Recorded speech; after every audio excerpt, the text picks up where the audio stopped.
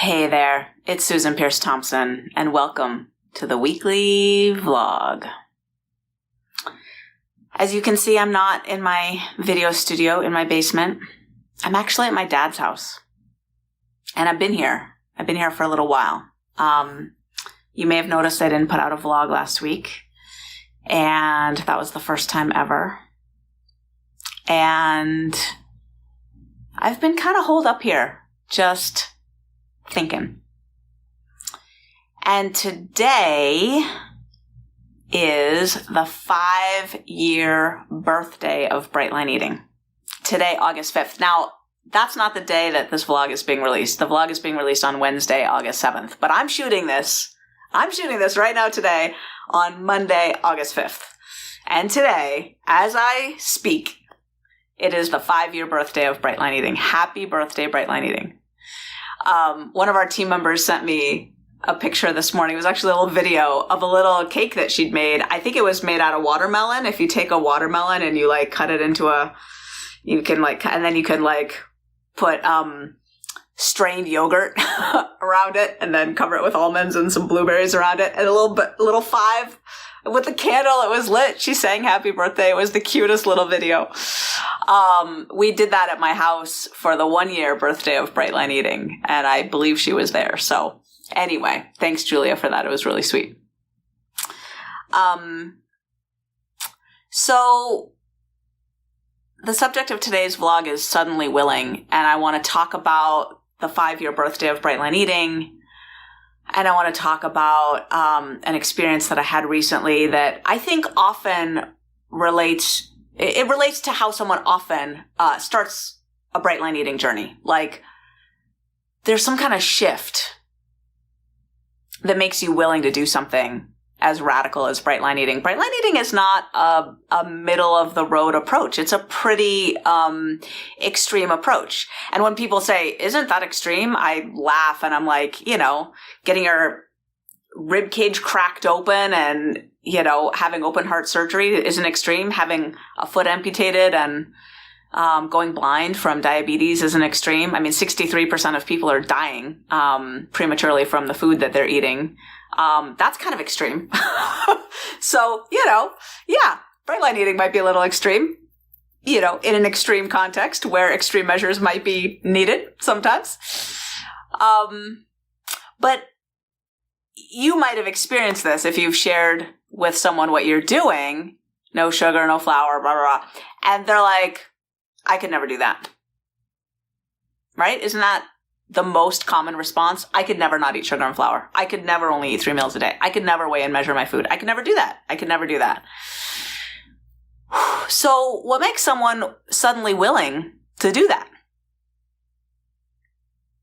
Well, I want to tell you a little story about a couple weeks ago. I'd just gotten back to Rochester from the 4th annual Bright Line Eating family reunion. And it had been an amazing, amazing gathering. And there were things at the end that were pretty stressful. And stressful for me, stressful for my team. And I got back to Rochester, stressful for the community, I think, too. I got back to Rochester and smack into a cookbook deadline for the printed cookbook, which is coming out on October 22nd. And then the audiobook deadline. And there were, I had to go record the audiobook. I had to go into a studio and read the book out loud. And, things went really wrong with those 2 projects, like egregiously wrong. That layered on more stress and late nights, and I was pretty hysterical during certain parts, like that the 31 pages of single-spaced 31 pages of single-spaced edits to the cookbook didn't get incorporated, and the book was going to print that day. And I was like, wait a second. So anyway, and then I arrived to record the audiobook, and the technician had never done an audiobook before, and there was nothing for me to read that had complete sentences in it. It was such a nightmare.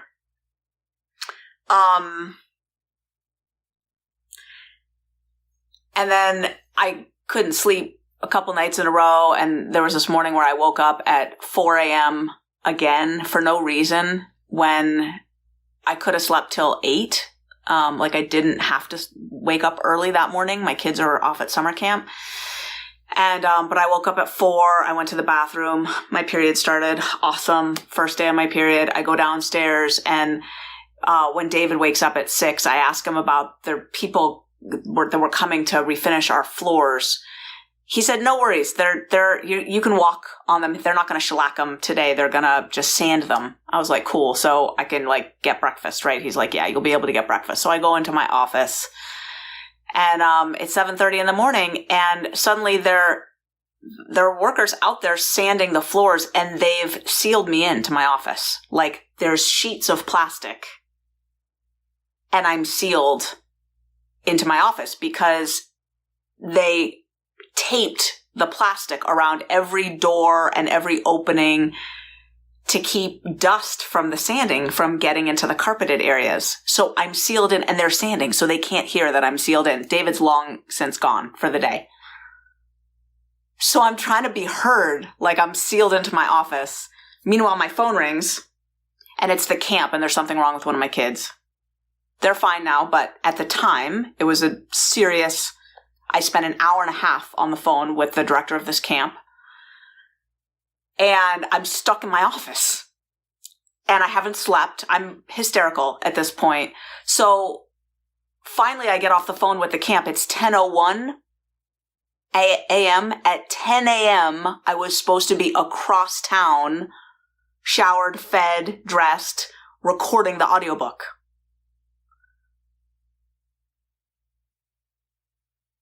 So finally, there's a pause in the sanding, so I'm screaming, so they let me out, and I get out, and I text there's a point to this. Stay with me here. I text the audiobook technician guy, I'm running late, give me an hour, I'll be there. I need to eat. So I don't shower, I put clothes on, and I go to my local grocery store, Wegmans, where they have a prepared foods bar, and I take my digital food scale out of my bag, and I start to try to weigh my food, and my digital food scale is broken.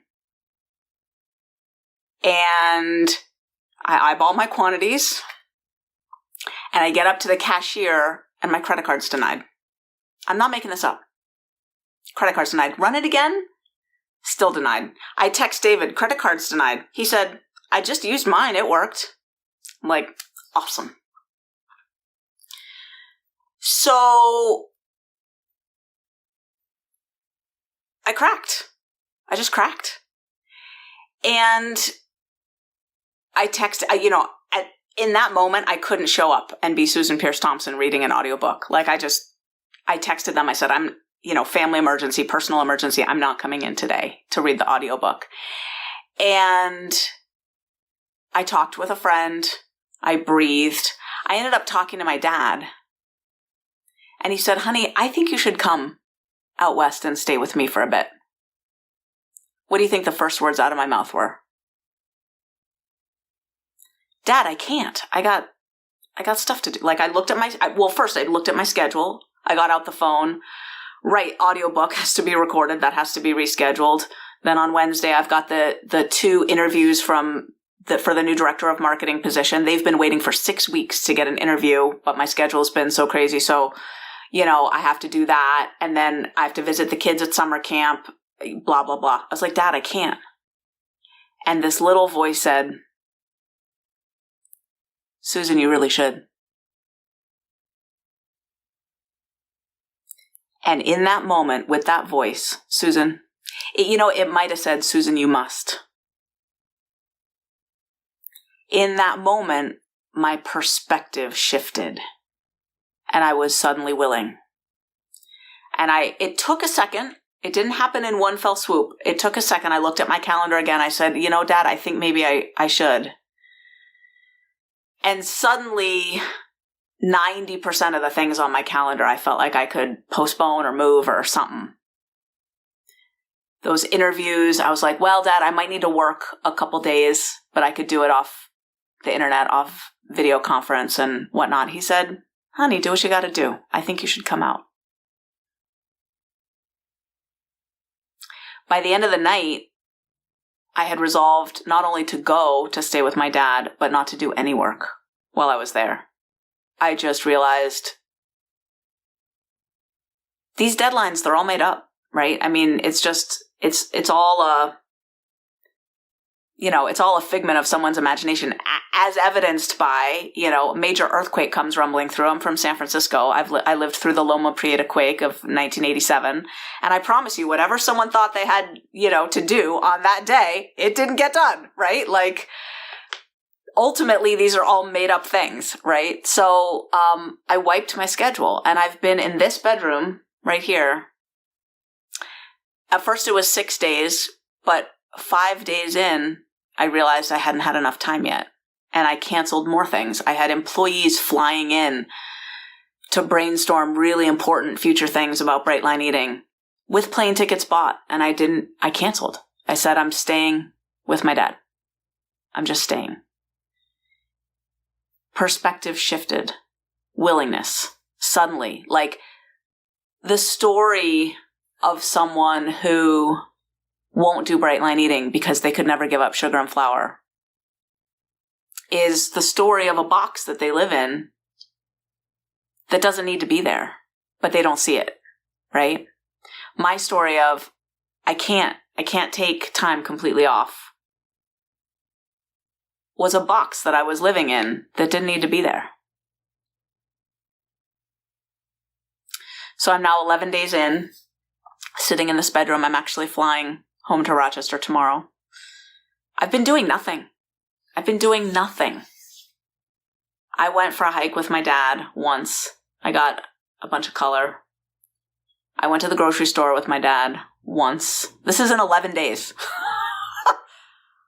I've showered 2 or 3 times. I took 1 bath.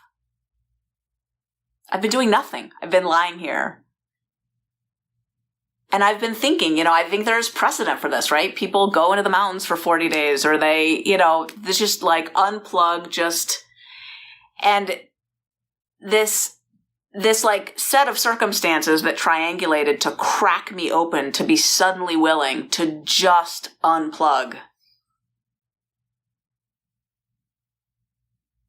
I can see why it's happening.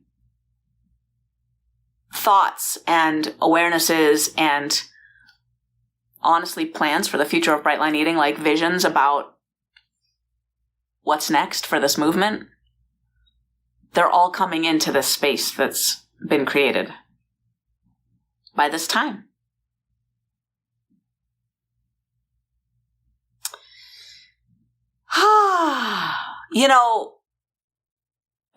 I'm just anticipating comments. You need to delegate more. There's the story I'm making up in my head. The story I'm making up in my head is that by exposing myself like this, I'm opening myself up to a litany of comments about how I need to delegate and how I need to take more time off and how, And, I have a defensive part that comes up around that. I'm a master delegator, actually. I'm really good at delegating. And, I am so not a micromanager and a, hands-on every aspect of the business girl at all. Whoops. There goes the microphone pack. This is the, I think I have an in advance defensive part because, sometimes the comments below the vlog are searing. It's okay. It's okay. A sweet friend of mine, actually a Bright Line Eating employee and someone I go way back with, he read at David's in my wedding 20 years ago. He sent me this amazing quote that I think Brene Brown's been using a lot lately by Teddy Roosevelt. It says something like, if you're not in the ring, in the fight, your criticism from the sidelines doesn't count, basically. It's like longer than that. And it's a pretty sweet quote though. But, he was sharing it with me when, sometimes criticism gets pretty harsh. And it's one of the things in 5 years in Bright Line Eating that I've learned to field. 5 years in. I just read off my little laptop here. I just read this document that I wrote 5 years ago. August 5th, 2014 was the day that the first subscribers signed up to the Bright Line Eating email list. It was the day that I launched a free report online called The 3 Huge Mistakes That Almost Everybody Makes When They Try to Lose Weight. And I put it up at happythinandfree.com. BrightLineEating.com didn't exist yet. Vlog didn't exist yet. None of that existed. The boot camp didn't exist yet. I was just trying to write a book called Bright Line Eating. And to do that, I wanted to get an agent and a publisher to make it a legit. I didn't want to self-publish. I wanted to get a publisher. And I needed to grow an email list. That was my thinking. I needed to grow an email list to attract a publisher and an agent and a publisher. And so I started this email list, and I just thought once a week or twice a week, I'll just send out a really good email with content about how to actually lose weight and keep it off. And I launched that email list by offering the free report. And when someone downloaded it, they would get added to the email list. I launched that on August 5th, 2014. And as I did that, it took a lot of work to get up to that day. So I was working on this before August 5th, but I count the birthday. You got to count it somewhere. So I count the birthday as the day that the first subscribers joined the email list, because you are the ones who created the Bright Line Eating movement as it exists, right? It's not me. It's you. So I believe the birthday needs to be the day that you showed up. I'm curious if there's anyone watching this vlog who signed up for the email list on August 5th, 2014. Would you put that in the comments, please? I would just love to give you a fist bump. So I wrote this 5-year vision, and, it's all like, Zig Ziglar, Think and Grow Rich, Law of Attraction, The Secret. It's all like, it's like, write it in first-person language as if it's the day already in the future, and write it as if it's happened and spell it out in detail. So I have this document that I wrote in 2014 that says, it is summer of 2019, and oh my goodness, I can't believe how much our lives have changed in the last 5 years. And, I remember writing this in 2014, and I wrote, so I'm reading this now, and it's like, David and I just celebrated 20 years of marriage. Yeah, we did. I just turned 45. Yeah, I did. And then it said the weirdest thing. It said, I'm so excited because now I get to travel with my kids. Like when Bright Line Eating started, we'd never put our kids on an airplane. We just couldn't afford to. And in this document, I wrote, we just got back from 10 days in Hawaii with our kids. And I'll be darned if we didn't just take our kids to Hawaii for 2 weeks for the first time ever. Like, when was that? April, I think. It's so weird. Yeah. There were other things I wrote, like, we paid off the mortgage. Yeah, that hasn't happened. But then it's like, we're remodeling the basement. And it's funny because we are doing that. It's so funny. So I had all these little details in there, but about the movement, I wrote thousands of people are doing Bright Line Eating, and we have people in our community who've been in a right-sized body now for 3 and 4 years. And we do. Post in the comments if you've been in a right-sized body with Bright Line Eating for 3 or 4 years. It's amazing. Amazing.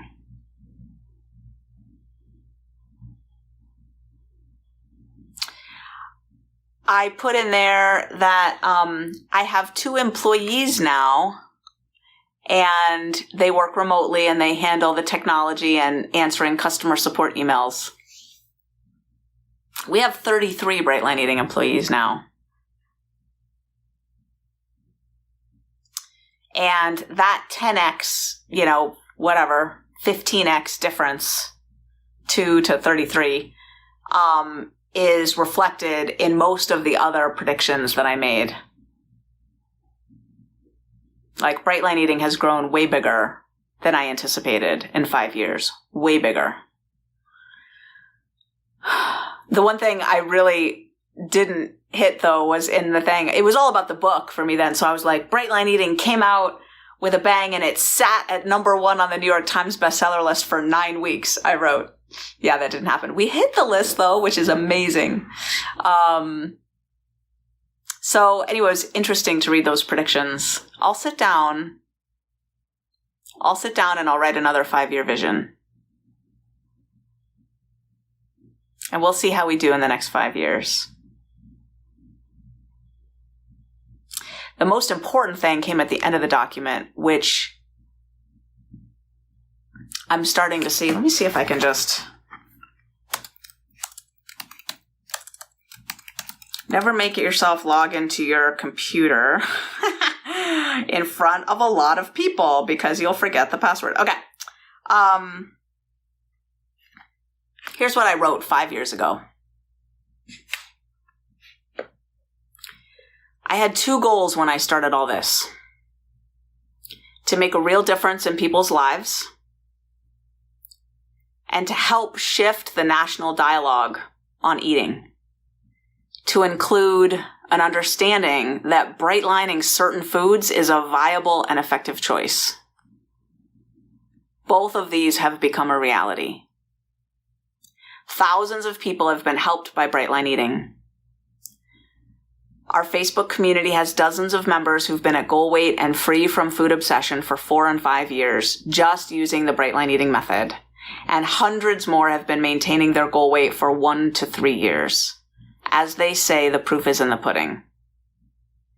Even more amazing, online dictionaries and Wikipedia now include definitions for bright lines that are right in sync with Bright Line Eating.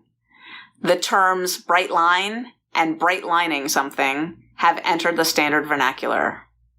Not eating sugar and flour, eating 3 meals a day, and weighing and measuring food are now commonly accepted solutions for the plague of overweight, obesity, and food obsession.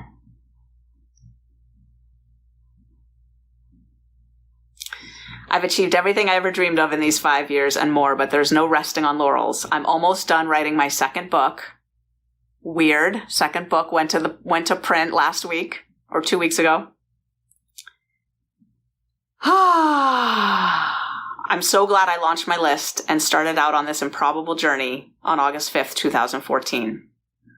There is no ceiling to life. It just gets better and better. Thank you, God.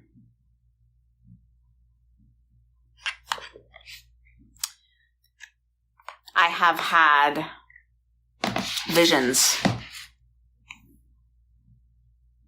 thoughts, dreams, ideas, lying right here in this bed, staring at the ceiling fan over the last 11 days that may or may not play out over the next 5 years in Bright Line Eating.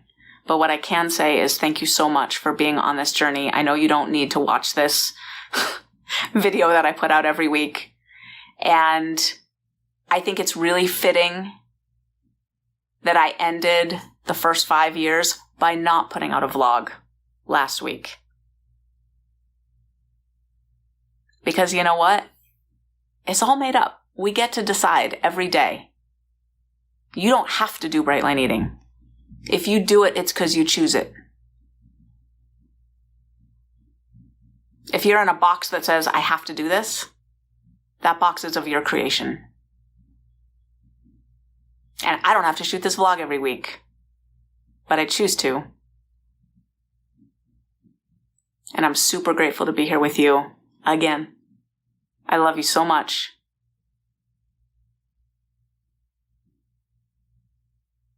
Let's keep doing this thing for another 5 years. I love you, and I'll see you next week.